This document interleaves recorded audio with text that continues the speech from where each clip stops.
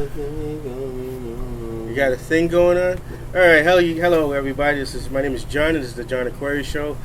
This is probably our third, fourth, or fifth. I don't know how many times we try to attempt to do this. And probably our fourth time trying to record and set it up to the podcast. So this is another test that we're just working on, but I think we're going to go forward because I was able to upload the last one. Unfortunately, it was only capturing 17 seconds of what we were talking about. So we're going to try to do this at least once every other day, and hopefully upload once a week or every other day, depending on the availability. My name is John, and this is the John Aquarius Show, and my co-partner here is Mr. Jones. Take it away, bro. Yeah. Peace. Hotep. Assalamu alaikum. Shalom. Blah, blah, blah, blah, blah. Oh, my goodness. Sitting here chilling in my man Asian American halal meat store on Washington Ave, where we've been for the last couple of podcasts. And, I just want to give a shout out to him. He's always been a good dude to me and a good brother. A lot of times when we get into issues, it's because of the language barrier, but besides that, that's like my brother, I told him when his last brother died, I said, you don't have a brother, and I don't have no brothers, so to me, you're my brother.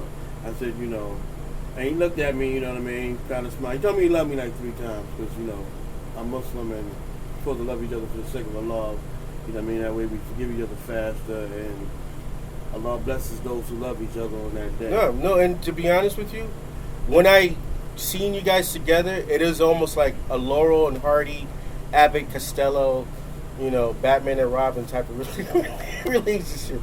I do see you guys have a genuine love for each other, even though sometimes even when you guys fight, I feel like it's like a brotherly fight. Yeah. So Somebody said the same thing about my man Nuruddin.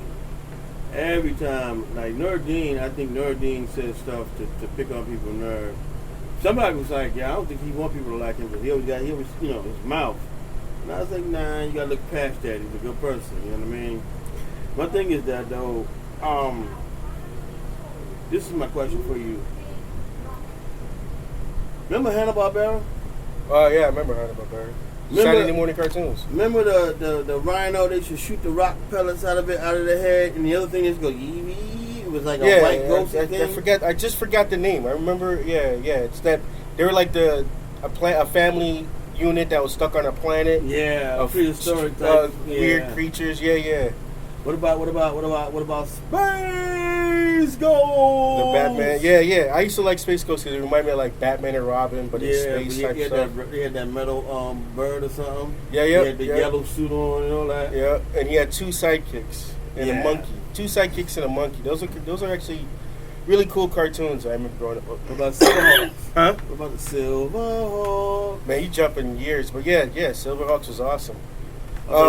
Actually, what's interesting, my father actually enjoyed watching it too. So, yeah, you like Thunder got roar. All those cartoons. I mean, I grew up watching them when I was a kid. So so what do you want to talk about in terms of those cartoons? They were more. They kept us entertained for a little bit of time that they was on when we was younger. I tried to watch cartoons. I was a single father for a while, and I raised my daughter by myself practically. And one time I was watching a show she was watching called Cat Dog, and I couldn't get my head around it. Okay, no, I'm just checking the mic just to make sure because the wavelength. I couldn't get my head around the Cat Dog show. Part cat, part dog. I didn't get it. And then there was another show with Uncle Daddy or Uncle something. The shows just kind of went. Into like some demented type of weird stuff. Yeah. Like Marty and some of them shows I don't get. I don't see the humor in them. I don't catch it. But maybe it ain't for me to catch, or maybe it ain't for me. I don't know. Maybe I done got old. I am older now, but I remember Mighty Mouse. Yeah, Mighty Mouse was cool. Mighty Mouse and Courageous Cat and Minute Mouse. Remember Magilla. Yeah, it was a bunch of stuff that we had growing up that kept. But you got to think about, is those cartoons was deranged for the generation. Like You see how you and I couldn't comprehend the understanding of cat dog? The old ones probably couldn't comprehend. Yeah, that. for like older people, they probably was Gotcha. like, "This is too weird." You know, Magilla gorilla. You know, what's that? You I know, mean, minute. You know, so I mean, each generation probably could not comprehend what the new generation is That embracing. makes sense. That makes sense. You know, but I mean, I'll be honest with you. I'm going to be totally honest with you. I wish if I went back in time, or if I was able to talk to my parents, I would have told my parents to tell me not to watch any cartoons. Why? Because I really, like, I remember when I was a kid growing up, and there was a lot of kids that I knew whose parents did not let them really embrace cartoons and stuff like that. And to me personally, and this is just me, my experience, is that a lot of them became more successful and more realistic in terms of their lifestyles, because they were able to, you know, make entertainment out of sports, make entertainment out of science, make entertainment out of things that could grasp, that's really grasping reality. Where I feel like, at least this is for me, and not many for anybody else, but I feel like for me, I was like, my head was always in the cloud. Either I wanted to be a superhero someday, I wanted to draw comic books and things of that nature. It was never really anything tangible. I was always interested in the fantasy worlds. And I've met a lot of people who embraced it to the point they actually believed in the fantasy worlds, like they actually exist. People actually believed there was a Spider-Man. People actually believed that there was dragons flying around in real time. So I mean, but that's just my experience. I can't say that's for everybody, but I just feel like if I went back in time and I was able to tell my parents, I would always tell my kids to get out the house. But then again, at the same time, I lived in the city. So I could have been influenced with other things like drugs, alcohol, and things of that nature. So maybe these fantasy things kept me from those dangerous elements that are outside in the real world. I mean, I understand that. It's just that, like, you have different class of people. You got the poor, you got the middle class, you got the rich. Mm-hmm. And I guess maybe that might have been a different class of people, or some, you know, that didn't see where watching cartoons or whatever the case might have been, as far as their kids were concerned, beneficial to them. But then when you don't have nothing, because, you know, like the movie Claudine, mm-hmm. back in the days, welfare became the black woman's man, because you couldn't have a man, how much he making, what he bringing in, what he doing, this, that, and the other, all that crazy stuff. So it was always a controlled substance, and some say it was designed to separate the man from the woman. You know what I mean? Because a lot of times, a lot of us didn't grow up with the father figure around in the house, because if she was on public assistance getting money, she couldn't have no man in the house, because they'd be like, well, why he ain't working, why he ain't doing this, that, and the other. So, I mean, like, the cartoons, I understand the fantasy and the things of that nature. Then sometimes somebody can say it's pure entertainment, and then sometimes somebody can say, you know, I mean, since they created it from the Walt Disney, hopefully we don't get no problem by me mentioning the name, with the Mickey Mouse. Remember, it went from black and white to color? Mm-hmm. How many times did they do Pinocchio over? How many times did they do Dumbo over? How many times did they do Cinderella over? They still doing them. Now they doing them and changing the colors. They're either black, Hispanic, or something else now. You know what I mean? Well, I mean, obviously it's a corporation trying to cater to a new generation of audience. Well, so we got to know. So again, this is a store where we're doing a podcast. So every once in a while, you'll have somebody walking in asking for things. So I lost track of thought, but You talking about animation? Yeah, animation and basically changing of races. And here's the thing: a lot of people complain about the changing of the races and the sex swaps and things. People tend to forget is that you will always have your classic cartoon. Like, all right, so they made Little Mermaid African American character. Well, you always have the classic Little Mermaid. You know, it's not like as if, you know, okay, now we have the new Little Mermaid. We're going to erase and keep the archive all the. No, you still have the classic storylines. You know, so it's the same thing with any other genre that you were interested in. You know, so it's just how I feel. I mean, I think we take fantasy too serious. I know. So yeah, so right now he's just. I know the Coco Moco. Yeah. So right now he's just basically handling a customer, and we're just trying to work on that. So you got to write it up and stuff. Pause it that way. Let me see if I can. Yeah, right now the names of them. I'm gonna just try to see if I can just.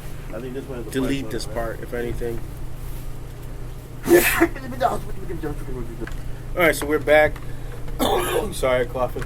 All right, so yeah, again, those things are not. I used to think it was serious, but then I don't.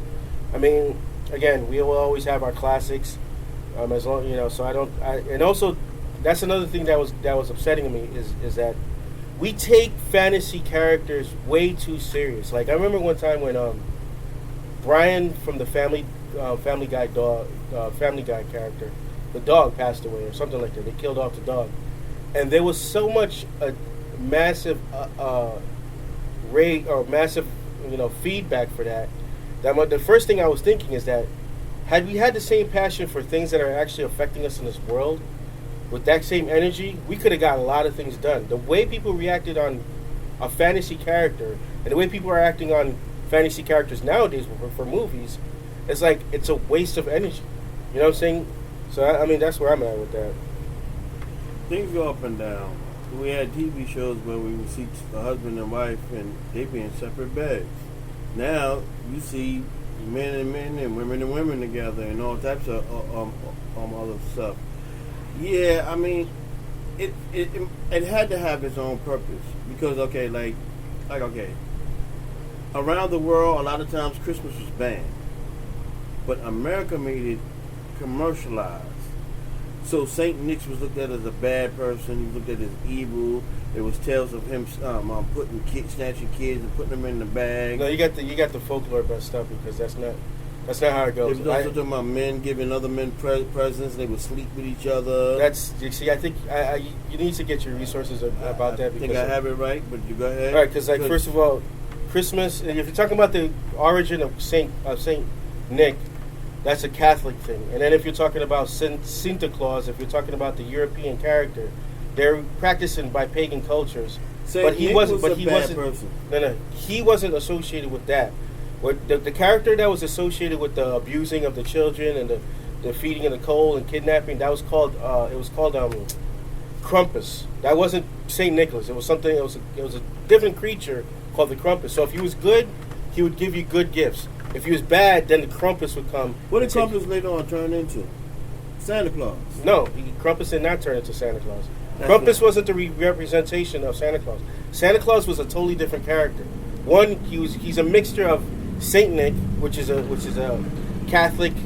It's a whole Catholic situation with that, and it's a history with different pagan cultures. But he wasn't mixed with the Krampus. He was a separate person. But this wasn't looked at as, in terms of the pagan cultures, this wasn't looked bad on their part because that's who he was. But the Krampus was a demon-looking creature. He had horns. He had his tongue sticking out. He had like hooven toes and everything. So he looked like a demon. Was he associated with Christmas? He was associated with the pagan culture of Christmas. Why you said the pagan culture? What difference does it make? Well, because that's where it was thriving on. In terms of Yeah, but you make it okay. When you say pagan culture, is that separate from regular culture, or is that no, what I'm talking about. Okay, what I would say is more like the ancient world, the old worlds, the European country. Like, if anything, Krampus and Saint Nick or whatever thrived around the European countries. Their history with the whole decoration of the tree, the person who's giving out gifts versus the demon who takes the children. That's all European history. Now, if it was frowned upon, it was frowned upon when Christianity and Catholicism came in. It was frowned upon because of the people of the civilization when they was doing wicked and bad stuff. I give you a gift to sleep with you, or I'll give you my wife to sleep so I can sleep with you later. That's what the Romans and the Greeks I heard used to do. Just like that, when everybody's talking about the thing 300, they said a lot of times that they would have homosexuality involved because if your lover died, then you would fight harder. But I understand what you're saying. Krampus, Saint Nick, who else you mentioned? Santa Claus. They all the same thing, daggone nearly to me, and they all represent some shape, form, or fashion of Christmas, which to me. It was looked at as a bad thing. If you look at the whole history of any of those three individuals, it was a bad thing. Where America made him a jolly fat guy with rosy red cheeks and stuff like that. Okay, so there were so many people in the world that believed in that. I'm from Brooklyn. We ain't have chimneys. So I would always question, how is Santa Claus coming giving these presents and we ain't got no chimneys? Is he coming from the roof door and picking the locks and putting these underneath the wherever these things supposed to be? Because sometimes it wasn't a trick. Well, I think, personally, I think when they marketed Santa Claus and they thought about commercializing the idea of Christmas, I don't think they were thinking about people who didn't have chimneys and living in ghetto homes and apartments like that. I think they were just thinking about their target audience, which at that time were white upper middle class or upper to wealthy class, Christians. They weren't thinking about African Americans, Asian Americans, things of that nature. But however, the market was to make it seem like it was for all the world. But you got to remember, this happens around the 40s, the 30s, 40s, the 50s. This is the time when marketers weren't thinking about any other culture but their own. So that's why we have what we have as have it today. And then you go fast forward, you even see they try to market a black Santa Claus, things of that nature. But they quickly cancel that because certain things I don't think they're gonna ever allow to be black in a sense. Allowed? I mean, okay. It's called. I heard it's like a marketing scheme. Control the image, control the language, control the people. When we first started seeing pictures of Jesus, brown hair, brown eyes, white. Later on, it was blonde hair, blue eyes, white. Then I went to my Jamaican friend's house, and his Jesus had dreads. And I was like, wait a minute. Then I went to my Asian friend's house, and his Jesus looked Asian. And I went to my Hispanic friend's house, and his Jesus had a little different hue, and you could tell he was fitting their ethnicity. And I get it, because they say people have a God complex, we have a problem in believing in that which we cannot see, and that's where a lot of our superstitions come from worshiping tall trees, carving holes in them, bringing fruits and baskets, food in there for them, and when the prayer or the thing we asked for came true, we would go and knock on wood. Some say it came from something else. The 7 years of bad luck. They said gentleman was looking into the pond and his reflection, and his friend to the before to throw a rock in the pond, and it was 7 riffles. And he said, "Oh, how you gonna have 7 years of bad luck? Is it bad luck to walk underneath a ladder, or is it if you walk underneath a ladder and people are on it, some can hit you in your head and kill your monkey butt?" You understand what I'm saying? Mm-hmm. So when you all right, so we're past the 10-minute mark. So if you wanted to say anything weird or crazy, like I was watching Oprah years ago. It's a show where he was talking about how you could put a black doll and a white doll and where control the image, control the language, control the people.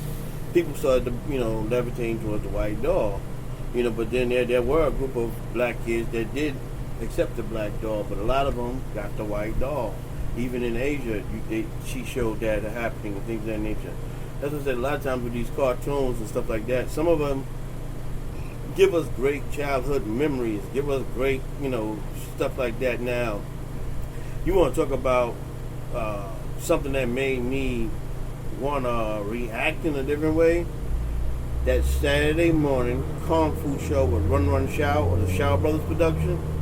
I was home every day to watch it. We would come outside and judo chop, jump in the air, and make nunchucks and all that crazy stuff. Yeah, definitely. Yeah. Homemade nunchucks. I remember that in the city. Definitely remember that. My father actually made me one. Yeah, and I remember the Kung Fu hours, and stuff like that, and going outside trying to practice the stuff that we've seen on TV. I also remember wrestling. We used to, be wrestling. But it was fans real back then. Yeah. Because they were like our real life superheroes. Like, with the because you think about it. If you look at the martial art movies, they're jumping up on the trees. There's like one guy's able to take on 10 dudes. And in wrestling, you just see these big hulking men in speedos. So they're like our real life superhero characters. So yeah, I did. But to go back to like marketing with race, how everybody has their own depiction of Jesus. I'm going to say that I would say, this is one of the reasons why I believe God would never come in a form as a human being, because I think, and again, there's something beyond that. One of the reasons why is because we will end up deifying whatever race he comes into. It's already to this day, people believe that, if they believe Jesus is white, they already feel like if they're part of the bloodline of Jesus, that means that they have some like bloodline of deification. Yeah, going straight to heaven. Yeah, I think every race has this form where they end up deifying their own race, especially if their deity is in that form. But that's also, again, that's all paganistic belief. That's all like, people who believe in different gods. In Islamic beliefs, we do not try to embrace that, But racism is real. Racism is a part of life. We can't expect that people are not going to be affected by racism. I really believe one of the reasons why kids will cater or lean towards a white doll is just because we're inundated by white influence. Majority of TV show characters, movies, television series, comic books, all your heroes were white, Caucasian. You know what I'm saying? No. Well, I'm just saying in terms of the TVs that you watched that was exposed, that was given to you. I mean, you could say no, yes, but majority of them were white. It wasn't just all African Americans. My aunt, she lives in Binghamton. That's for the reason why I came up there.